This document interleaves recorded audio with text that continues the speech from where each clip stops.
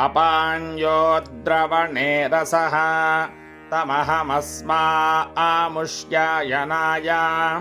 तेजसे ब्रह्मवर्चसाय गृह्णामि अपाञ्य ऊर्मौ रसः तमहमस्मामुष्यायनाय ओजसे वीर्याय गृह्णामि अपाञ्यो मध्यतो रसः तमहमस्मामुष्यायनाय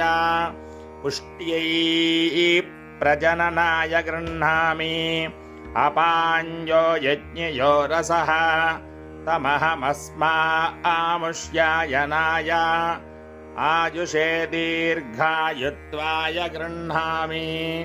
शतमानं भवति शतायुः पुरुषः शतेन्द्रिय आयुष्येवेन्द्रिये प्रतितिष्ठति।